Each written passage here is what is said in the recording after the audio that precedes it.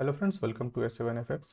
तो आज के इस वीडियो में मैं स्ट्रेंथ स्विच के ऊपर बात करने वाला हूँ। टाइप्स ऑफ स्ट्रेंथ स्विच के ऊपर बात करूँगा और हम इसमें थोड़ा बहुत समझेंगे कि एसेट डीसिंक क्या होता है, मैनिपुलेशन का कब होता है और उसके बाद रीसिंक कैसे होता है और उसमें इन तीन स्टेप्स में स्ट्रेंथ स्विच का कहाँ यूज होता है।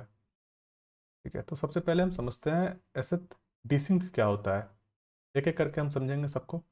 एसेट अभी इस वीडियो में मैं केवल स्ट्रेंथ स्विच के ऊपर ज़्यादा फोकस रखूंगा। ठीक है, बट आने वाले टाइम में मैं एसेट डीसिंग के ऊपर और इसमें कितने टाइप के केसेस बन सकते हैं, मैनिपुलेट कैसे होता है, मैनिपुलेशन कितने केसेस होते हैं, रीसिंक कैसे होता है, तो इन सब के ऊपर भी डिटेल्ड वीडियो बनाने वाला हूँ। तो आज का ये टॉपिक हमारा स्ट्रेंथ स्विच के ऊपर रहने वाला है। मेजॉरिटी जो मेरा टाइम रहेगा वो स्ट्रेंथ स्विच के ऊपर ही रहेगा। स्टार्टिंग में हम थोड़ा सा एसेट डीसिंक और मैनिपुलेशन को समझ लेते हैं ताकि आगे जब मैं स्ट्रेंथ स्विच समझाऊं तो आपको दिक्कत ना हो। तो एसेट डीसिंक क्या होता है? जब दो एसेट कोरिलेटेड, दो एसेट अदर डायरेक्शन में चलते हैं, एक एसेट ऊपर जा रहा है और एक एसेट नीचे जा रहा है, तो उसको हम एसेट डीसिंक बोलते हैं।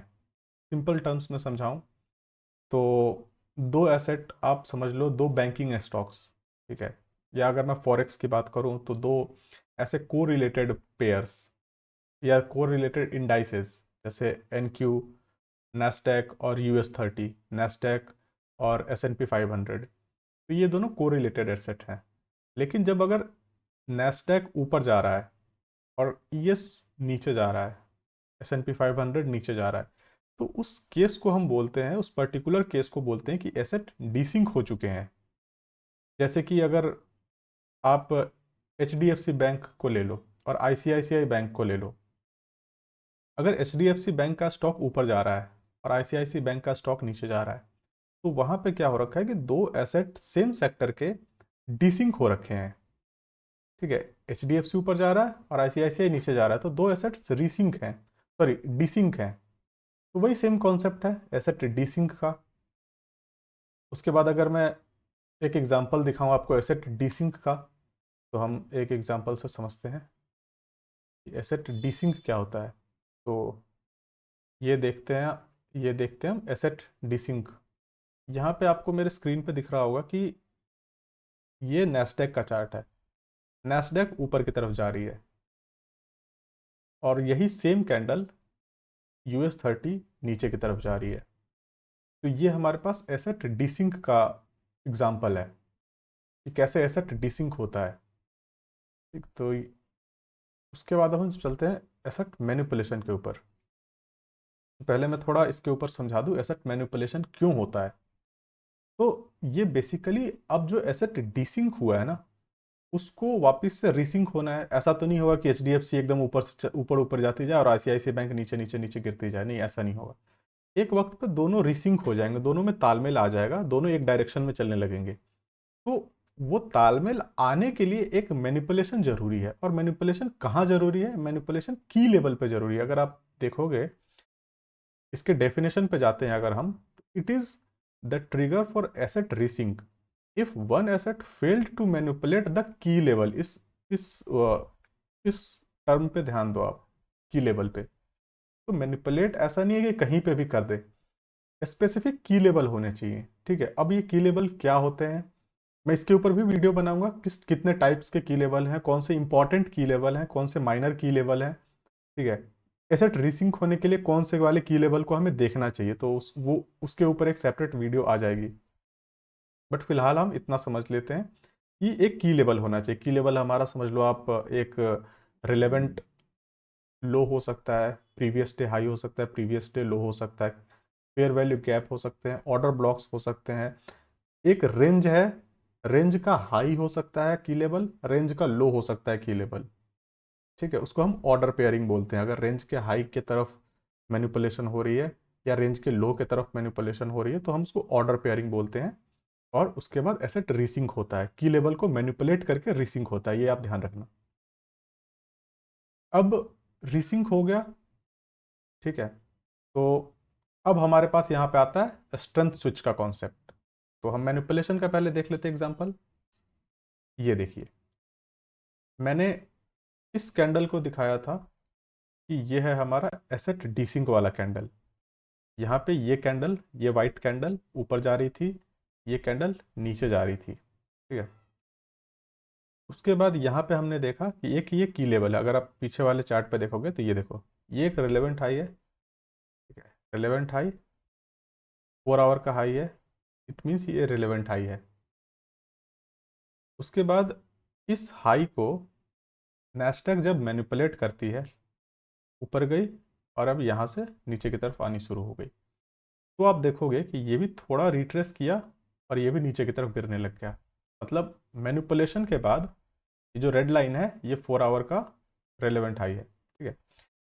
मैनिपुलेट किया, नीचे की तरफ गिरने लग गई, दोनों एसेट रीसिंक हो गई, ठीक है। अब अब ध्यान से सुनना, यहाँ पे एक और चीज हुई है। अब जिसको पता होगा वो समझेगा कि यहाँ पे क्या हुआ है, डिफरेंट क्या हुआ है, ठीक है। अब मैं दिखाता हूँ, आप ध्यान से देखना इस चीज को। ये होता है स्ट्रेंथ स्विच का कॉन्सेप्ट। मैनिपुलेशन और रीसिंक के बीच में एक चीज होती है स्ट्रेंथ स्विच, ठीक है। मैनिपुलेशन और रीसिंक के बीच की एक चीज होती है स्ट्रेंथ स्विच, ठीक है। अब ये स्ट्रेंथ स्विच कहाँ हुई, इस चार्ट में स्ट्रेंथ स्विच कहाँ हुई, ठीक है। तो हम देखते हैं इस चार्ट में स्ट्रेंथ स्विच हुई कहाँ पे। अगर आप इस कैंडल को देखो, 1 2 3, ये चौथा कैंडल, इस रेड लाइन के बाद फोर्थ कैंडल, ठीक है।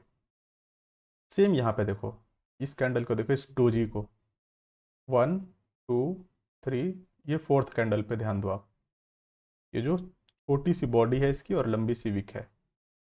सेम यहाँ पे देखो आप, इसमें इतनी बड़ी कैंडल क्लोजिंग देखो आप, इसकी कितनी बड़ी बॉडी है, बियरिश बॉडी, इसकी कितनी छोटी बॉडी है, ठीक है। इसका मतलब ये है कि जो एन क्यू सॉरी जो एन क्यू बुलिश कैंडल बना रही थी और जो US30 बियरिश कैंडल बना रही थी, अब एन क्यू बियरिश कैंडल बनाने लग गई और US30 लेस बियरिश कैंडल बना रही है। इसका मतलब है कि स्ट्रेंथ नीचे जाने के कंटेक्स्ट में, ठीक है, ऊपर जाने के कंटेक्स्ट में नहीं, नीचे जाने के कंटेक्स्ट में, जो US30 थी, जो कि पहले बुलिश बियरिश थी, कंटेक्स्ट इसका बियरिश था, अब देखोगे आप ये ज्यादा बियरिश हो चुकी है। यहां से स्ट्रेंथ बियरिश कंटेक्स्ट हमेशा याद रखना, जो कि पहले ये लीडिंग था अप जाने के लिए, अब ये लीडिंग है डाउन जाने के लिए, और पहले ये लीडिंग था डाउन जाने के लिए, अब ये लीडिंग है अप जाने के लिए, या फिर ये मोर लीडिंग है अप डाउन जाने के लिए और ये लेस लीडिंग है डाउन जाने के लिए। फिर से समझाता हूं, ध्यान से समझो। एन क्यू पहले बुलिश था, ठीक है, ईएस बियरिश था। ये अगर मैं अप जाने के कंटेक्स्ट में बात करूं तो ये एसेट लीडिंग था और ये एसेट लैगिंग था। कंटेक्स्ट याद रखना, अप जाने के कंटेक्स्ट में मैं बोल रहा हूं। अब इस फोर्थ कैंडल के बाद क्या हुआ, मैनिपुलेशन हुई। मैनिपुलेशन के बाद हमारा अगला स्टेप क्या था, स्ट्रेंथ स्विच। स्ट्रेंथ स्विच कहाँ हुई, इस कैंडल को जब अगर आप देखोगे 4 आवर का, 1 2 3 4, इस कैंडल पे देखो, ये बियरिश हो गई। यहाँ पे इस फोर कैंडल को देखो, कायदे से इसको ज़्यादा बियरिश होना चाहिए था, यहाँ पे ये ज़्यादा बियरिश होना चाहिए था, लेकिन हो कौन बियरिश रही है ज़्यादा, ये कैंडल। तो मतलब क्या हो रहा है कि जो स्ट्रेंथ थी स्विच हो रही है यहाँ पे, बियरिश कंटेक्स्ट में मैं अब बात कर रहा हूँ, ठीक है। अब ये लीडिंग हो रखा है, ये लैग कर रहा है, बियरिश कंटेक्स्ट की बात कर रहा हूँ अब मैं, ठीक। तो ये लीडिंग हो गई बियरिश कंटेक्स्ट में और ये लैगिंग हो गई, और जैसे ही ये लीडिंग हुई आप देखो नीचे नीचे नीचे नीचे गिरती चली गई, ठीक है। आई होप यहाँ तक चीज़ें बिल्कुल क्रिस्टल क्लियर होंगी, ठीक है। अब हम चलते हैं स्ट्रेंथ स्विच को और डीप समझते हैं। जैसे अब यहाँ पे तो ये कैंडल क्लोजर वाली स्ट्रेंथ स्विच थी, तो क्या एक ही स्ट्रेंथ स्विच होती है, नहीं, डिफरेंट टाइप्स की हो सकती हैं। तो हम समझते हैं कि कितने टाइप्स की हो सकती हैं स्ट्रेंथ स्विच। तो चलते हैं हम अपना हमारे नेक्स्ट स्लाइड पे। स्ट्रेंथ स्विच मैंने आपको पिछले स्लाइड्स में ही बता दिया। ये देखो आप, ये बियरिश, ये लेस बियरिश है, यहाँ मोर बियरिश है। डिस्पाइट स्ट्रॉन्ग कैंडल होते हुए भी ये मोर बियरिश है, ये लेस बियरिश है। ठीक है, अभी आप इसके ऊपर ध्यान मत दो। ये एक सिनारियो है एसेट सिंक का, कि एसेट सिंक कब होते हैं, तो ये एक सिनारियो है उसका। तो मैं उसके ऊपर नेक्स्ट आने वाली वीडियोज़ में मैं इसके ऊपर बात करूंगा। फिलहाल हम स्ट्रेंथ स्विच के ऊपर बात कर रहे हैं। उसके बाद एसेट हमारी रीसिंक हो गई, सारी एसेट्स। अब हम समझते हैं स्ट्रेंथ स्विच को डिटेल में। अभी तक तो हमने समझा कि एसेट स्ट्रेंथ स्विच होता कब है, एसेट डीसिंक कब होता है, मैनिपुलेशन कब होता है, फिर स्ट्रेंथ स्विच होती है, फिर रीसिंक होती है। ठीक है, तो ये 4 स्टेज होते हैं, डीसिंक, मैनिपुलेशन, स्ट्रेंथ स्विच और रीसिंक। ये 4 स्टेज होते हैं, आप याद रखना। तो आज वाले में हम थर्ड स्टेप समझ रहे हैं, स्ट्रेंथ स्विच। उसके पहले मैंने आपको थोड़ा ब्रीफ आइडिया दे दिया कि एसेट डीसिंक कैसे होता है, एसेट रीसिंक मैनिपुलेट कैसे होता है, एसेट स्ट्रेंथ स्विच कब करता है, और वापस से एसेट रीसिंक कब होता है। तो अब हम समझते हैं स्ट्रेंथ स्विच। तो इससे हम क्या क्या हेल्प ले सकते हैं स्ट्रेंथ स्विच से। तो 3 हेल्प ले सकते हैं हम इससे। ठीक है, पहला हेल्प ये है कि हम एक बेटर ट्रेड में खुद को प्लेस कर सकते हैं स्ट्रेंथ स्विच से। सबसे पहला जो सबसे पहला हेल्प है स्ट्रेंथ स्विच से हम ले सकते हैं कि हम अपने आप को एक बेटर ट्रेड में, जैसे 2 एसेट है आपके पास, एक यूरो यूएसडी है, एक जीबीपी यूएसडी है। तो दोनों में सेम सेम से ट्रेड बन रहे हैं। तो आप सोचोगे यार अब किस में मैं एंट्री करूं, यूरो यूएसडी में करूं या जीबीपी यूएसडी में करूं। कई बार ऐसा कंफ्यूजन होता है। तो अगर आप देखोगे ना कि किस एसेट में स्ट्रेंथ ज़्यादा है, ठीक है, और आपको ये पता होगा कि मेरे को बाई करना है, ठीक है, और स्ट्रेंथ स्विच आप समझते होगे या स्ट्रेंथ एनालिसिस समझते होगे, तो आप ये समझ जाओगे कि अगर एक कैंडल है जिसमें बहुत बड़े बड़े बाइंग साइड के कैंडल्स बन रहे हैं, तो बहुत ज़्यादा चांस है कि वो एसेट जल्दी से टीपी दे देगी as compare to other asset जिसमें उतने बड़े कैंडल्स नहीं बन तो रहे उसमें भी, लेकिन उतने बड़े नहीं बन रहे, उतना क्लियर प्राइस एक्शन नहीं है। ठीक है, तो इससे हम स्ट्रेंथ स्विच से हम सबसे पहला जो हेल्प ले सकते हैं वो ये कि अपने आप को एक बेटर एसेट में प्लेस कर सकते हैं। अगर 2 कोरिलेटेड एसेट्स हैं, दोनों ऊपर जा रहे हैं या नीचे जा रहे हैं, और हमको ट्रेड लेना है, तो उसमें हम बेटर एसेट्स में ट्रेड ले सकते हैं। सबसे पहला स्ट्रेंथ स्विच का फायदा। दूसरा फायदा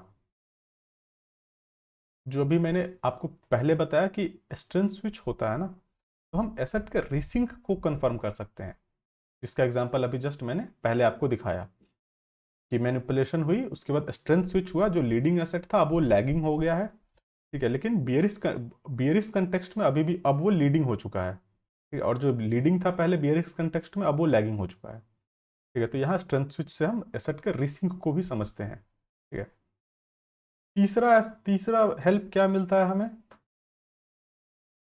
study on strength switch help us to determine when leading asset converting to lagging asset and when lagging asset converting to leading asset। तो इसके ऊपर भी मैंने बात कर ली अभी। जैसे एनक्यू बुलिश था, मैनिपुलेशन हुआ और अब वो बियरिश हो गया। ठीक है, और ईएस पहले बियरिश था, मैनिपुलेशन हुआ, अब वो बुलिश हो रहा है। और ये होता क्यों है कन्वर्टन, ये कन्वर्जन होता क्यों है, ताकि एसेट एक दूसरे को कैचअप कर सके। अब आप मान लो कि एक एसेट ऊपर से नीचे गिर रहा है, और दूसरा अब जैसे एक एसेट ऊपर इतनी ऊपर जा चुका है और दूसरी एसेट यहाँ पे है। ठीक है, अगर आप ध्यान से समझो तो एक एसेट इतनी ऊपर है, एक एसेट यहाँ पे है। अब ये दोनों एक दूसरे को कैचअप करना चाहते हैं, तो ये कैचअप कब होगा, ठीक है, जब इसमें बेयरिश स्ट्रेंथ आ जाएगी और इसमें बुलिश स्ट्रेंथ आ जाएगी, तभी तो ये कैचअप करेंगे एक जगह पे जाके। ठीक है, तो ये लीडिंग एसेट जो है ना, ये कन्वर्ट हो जाते हैं लैगिंग में, और जो लैगिंग एसेट अगर है तो वो कन्वर्ट होगा लीडिंग में। तो इस तरीके से हम समझते हैं एसेट के स्ट्रेंथ स्विच के कॉन्सेप्ट से हम ये भी समझ सकते हैं कि लीडिंग कब हो रहा है, लैगिंग कब हो रहा है। अब हम चलते हैं अपने स्ट्रेंथ स्विच के कितने टाइप्स के स्ट्रेंथ स्विच होते हैं इसके ऊपर। तो हमारे पास टोटल अगर मैं बताऊं तो 6 टाइप के स्ट्रेंथ स्विच होते हैं। जो पीएसपी की हम बात करते हैं ना, पीएसपी भी एक टाइप का स्ट्रेंथ स्विच ही है। ठीक है, पीएसपी अभी मैं दिखाऊंगा कि कैसे पीएसपी स्ट्रेंथ स्विच के जैसे काम करता है, और मैं समझा भी दूंगा आपको। कि कब पीएसपी स्ट्रेंथ स्विच के जैसे काम करता है। तो हमारे पास 6 टाइप के स्ट्रेंथ स्विच हैं: gap fill, gap size, candle close, opposing run, phase of price and PSP. ठीक है, तो सबसे पहला हम बात करते हैं गैप फिल के ऊपर। Gap fill, one asset reaches at FVG and other could not. जैसे दो एसेट है हमारे पास, यहाँ पे ईएस है और यहाँ पे हमारे पास एनक्यू है। ईएस आप देखोगे कि इस फेयर वैल्यू गैप पे पहुंच रही है और एनक्यू नहीं पहुंच रही है। इसका मतलब क्या है? ठीक है, एक एसेट पहुंच रही है यहाँ पे, एक दूसरी नहीं पहुंच रही है। इसका मतलब सिंपल ये है कि जो स्ट्रेंथ है नीचे जाने के लिए वो एनक्यू में ज़्यादा है। ठीक है, एनक्यू ज़्यादा बियरिश कैंडल बनाएगी। ठीक है, अगर आप देखोगे तो ये देखो, ये बियरिश कैंडल बन रही है। ठीक है, यहाँ पे ये बुलिश कैंडल थी, ये बियरिश थी। ठीक है, ये नीचे की तरफ जा रही है। तो आप समझो कि यहाँ पे स्ट्रेंथ जो है इसमें है, बियरिश कैंडल में। और अगर आप थोड़ा और ध्यान से देखोगे इस इमेज को, मैंने इसमें जानबूझ के थोड़ा और डिटेल हाइड किया हुआ है। अगर आप समझ सको तो थोड़ा 2 मिनट समझना, वीडियो पॉज करके मैं बताता हूँ। आप इस प्राइस एक्शन को ध्यान से देखो, इसकी कैंडल की साइज को देखो। ये बुलिश था पहले, ठीक है, और यहाँ पे देखो बुलिश तो ये भी था, लेकिन क्या इसके कंपैरिजन में था? नहीं, ये कम बुलिश था। ठीक है, लेकिन यहाँ पे एक की लेवल था, ठीक है, उसको हिट किया और मार्केट अब नीचे गिरने लग गई और ये भी गिरने लग गई। लेकिन अभी जो ये बुलिश था, अब देखोगे आप कि जो स्ट्रेंथ है ये जो अभी कम नीचे गिर रही थी, अब ये ज़्यादा नीचे गिरने लग गई। कायदे से इसको नीचे ज़्यादा गिरना चाहिए था, बट स्ट्रेंथ स्विच हो गई है। ठीक है, स्ट्रेंथ स्विच हो गई है। बुलिश कंटेक्स्ट में जो पहले लैगिंग लैगिंग था, लीडिंग था, अब वो लैगिंग हो चुका है। ये कैसे पता लगा हमें? हमें इस गैप साइज से पता लग रहा है, क्योंकि जो अभी इतनी बड़ी बड़ी वाइट कैंडल्स बना रहा था, अब वही एसेट आप देखोगे कि अपने फेयर वैल्यू गैप को भी हिट नहीं कर रहा है, ब्रेक अवे गैप कर रहा है इसको। ठीक है, अगर कोई फेयर वैल्यू गैप हिट नहीं हो रहा है, ठीक है, तो वो ब्रेक अवे गैप बन जाता है। ठीक है, तो अगर आप ध्यान से देखोगे तो ये कैंडल ने फेयर वैल्यू गैप तक को हिट नहीं किया है, और यहाँ पे देखोगे ये फेयर वैल्यू गैप को हिट कर रही है। जबकि पहले तो ये वीक एसेट थी, ये हायर हाई उतनी बना नहीं रही थी। हायर हाई यहाँ बन रहे थे बड़े बड़े वाइट कैंडल, लेकिन एक बार की लेवल को हिट किया, स्ट्रेंथ स्विच हुई और ये नीचे की तरफ गिरने लग गया। ठीक। और वो स्ट्रेंथ स्विच हमें समझ में आया गैप फिल के थ्रू। तो अगले अब हम चलते हैं नेक्स्ट अपने स्ट्रेंथ स्विच के ऊपर, जो कि है गैप साइज। ठीक, अगेन सिंपल, इस एसेट का अगर गैप फेयर वैल्यू गैप देखोगे आप, ठीक है, और इस एसेट का फेयर वैल्यू गैप देखोगे, देखो इसमें कितना छोटा फेयर वैल्यू गैप बना है। सेम प्राइस एक्शन है, यहाँ पे गैप साइज देखो आप, बिल्कुल छोटा सा फेयर वैल्यू गैप है, और यहाँ पे गैप साइज देखो कितनी बड़ी गैप साइज है। ठीक है, ये हमें एक और चीज़ बता रहा है कि अगर मुझे इन दोनों एसेट्स में से ट्रेड लेना होगा तो मैं इस वाले एसेट में ट्रेड लेना प्रेफर करूंगा, जिसमें गैप साइज ज़्यादा बड़ा है। अगर आप मान लो अपना स्टॉप लॉस इसके लो के नीचे लगाते तो देखो यहाँ पे आपका स्टॉप लॉस शायद हिट हो जाता, बट यहाँ पे देखो, यहाँ पे आपका स्टॉप लॉस हिट नहीं होता। अगर आप देखोगे इस ये लो इस लो तक नहीं आई है। आपने अपने आप को एक बेटर एसेट में, अगर आप बाई कर रहे हो तो अपने आप को एक बेटर एसेट में आपने प्लेस किया है, जिसमें गैप साइज ज़्यादा बड़ा था। ये आपको कैसे पता लगा? ये पता लगा आपको स्ट्रेंथ एनालिसिस से। ठीक है, कि किसमें गैप साइज ज़्यादा बड़ा है। ठीक है, अब हम समझते हैं कैंडल क्लोजेस। ठीक, तो कैंडल क्लोजर एक टाइप का हमारे पास स्ट्रेंथ स्विच है। ठीक, जैसे अगर आप देखो यहाँ पे, ये जो एसेट पहले बियरिश था, ठीक, ये एसेट पहले बियरिश था, इस की लेवल को हिट किया। ठीक है, और अब इसमें आप देखोगे ना कि कितनी बड़ी ब्लैक कैंडल बनी है, और यहाँ पे देखो वही ब्लैक कैंडल कितनी छोटी सी बनी है। देख रहे हो? और इसने एक की लेवल को हिट किया, और यहाँ पे जब इस कैंडल को देखोगे ना आप, ये कैंडल देखो, ये कितनी बड़ी सी कैंडल है, वाइट कैंडल, और यहाँ पे देखो बहुत छोटी सी वाइट कैंडल बनी है। ठीक है, तो ये कहीं ना कहीं हमें ये बता रही है कि अब जो स्ट्रेंथ पहले यहाँ पे बियरिश था, अब वो बुलिश में स्विच हो रहा है। ये कैसे पता लग रहा है हमें? की लेवल को हिट करने के बाद। ठीक, एसेट डीसिंक हुआ है। कैंडल को देखो, ये नीचे की तरफ गिर रही थी, यहाँ पे ये इतनी बड़ी कैंडल बनी, ये रिट्रेस कर रही है, ये इतनी बड़ी कैंडल बना रही है, इसका मतलब एसेट डीसिंक हुई है। ठीक है, मान लिया। अब इस की लेवल को हिट किया, मतलब मैनिपुलेट किया। ठीक है, यहाँ पे आप देखोगे यहाँ एसएमटी क्रिएट हो रही है, यहाँ पे मैनिपुलेशन हुआ। उसके बाद थर्ड स्टेप क्या बताया था मैंने? Strength switch. स्ट्रेंथ स्विच कैसे समझोगे आप? कैंडल की साइज से। यहाँ पे अगर ये बियरिश कैंडल है तो इसको बियरिश बनना चाहिए था, मोर बियरिश बनना चाहिए था, लेकिन अगर ये बुलिश बन रही है तो ये उससे भी ज़्यादा बुलिश बन रही है। इसका मतलब है कि अभी जो ये बियरिश था ना, अब वो स्ट्रेंथ स्विच हो गया है बुलिश में। ठीक है, अभी जो बियरिश कंटेक्स्ट में हम जा रहे थे, अब वो स्ट्रेंथ स्विच हो गया है बुलिश में। अब ये बुलिश हो गई है ट्रेड एसेट, स्ट्रेंथ स्विच कर लिया है यहाँ पे। और ये कैसे पता लग रहा है हमें?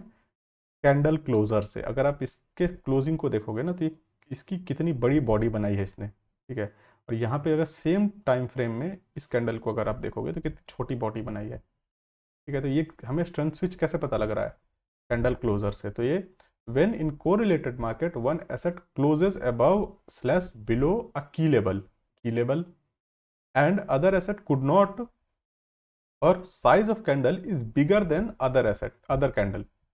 ये देखो, इस कैंडल की साइज कितनी छोटी है और यहाँ इस कैंडल की साइज कितनी बड़ी है। ठीक है, तो ये हमें एक स्ट्रेंथ स्विच समझने के लिए हेल्प कर रहा है। हम चलते हैं नेक्स्ट, अपना नेक्स्ट स्ट्रेंथ स्विच के ऊपर। ये है हमारा opposing opposing run strength switch. ठीक है, opposing run strength switch simple है।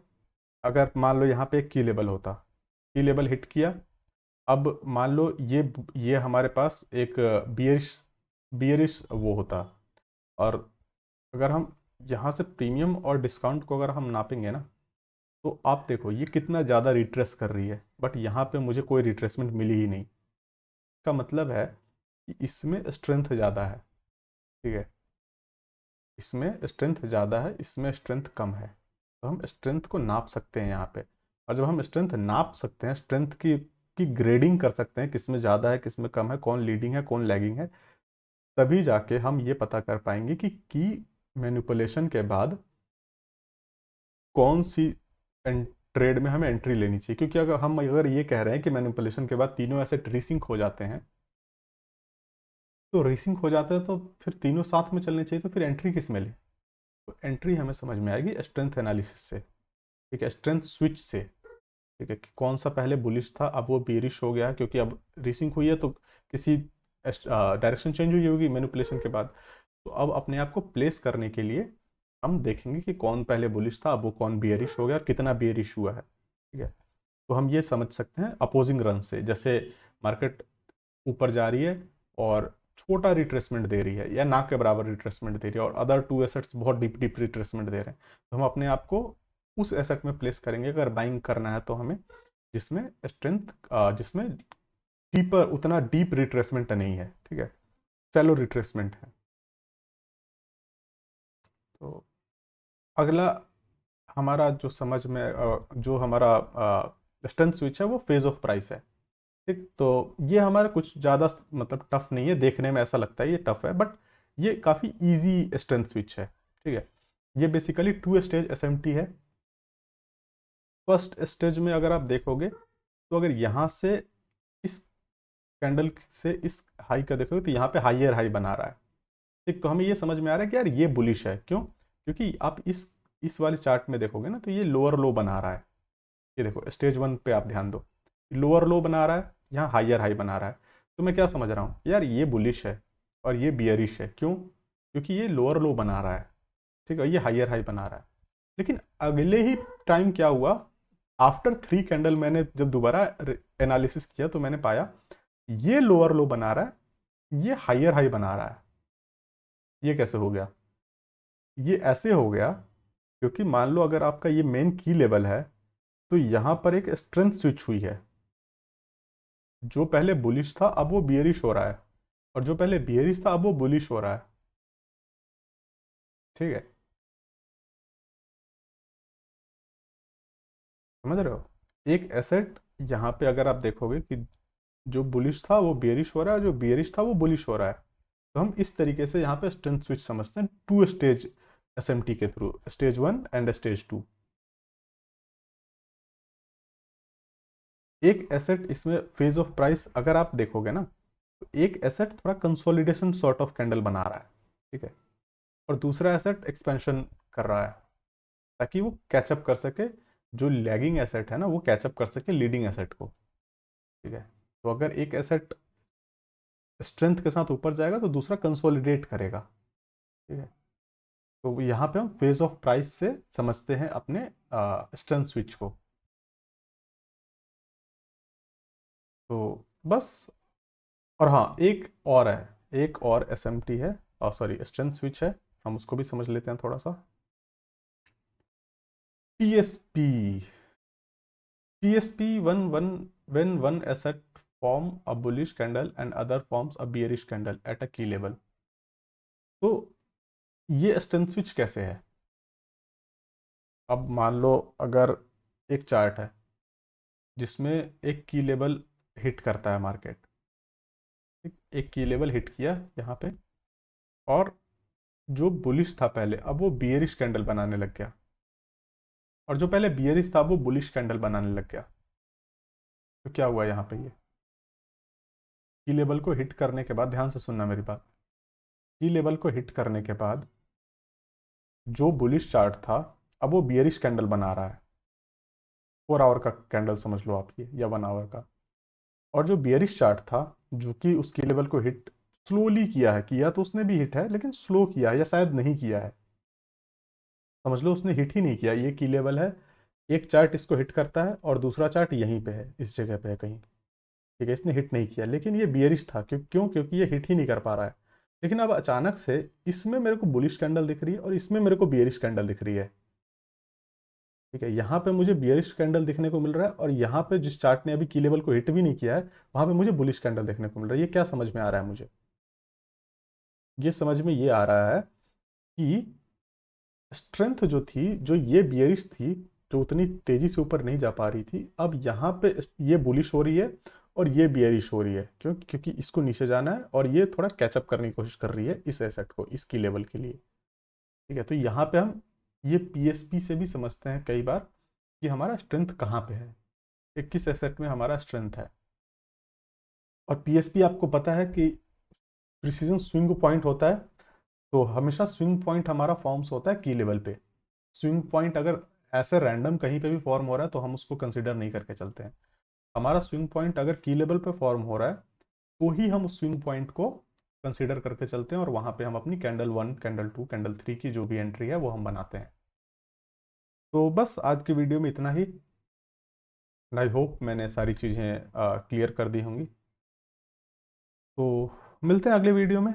और हाँ, इसके एग्जांपल्स के लिए मैं शायद एक अलग वीडियो बनाऊंगा जिसमें मैं काफ़ी सारे एग्जांपल्स डिस्कस करूंगा, क्योंकि देखो ऑलरेडी ये वीडियो काफ़ी लंबी बन जाएगी अगर मैं एग्जांपल्स भी साथ में डिस्कस करने बैठ जाऊंगा तो, ठीक है। तो इस वीडियो में रखते हैं इतना ही, मिलते हैं अगले वीडियो में, तब तक के लिए बाय, हैप्पी ट्रेडिंग।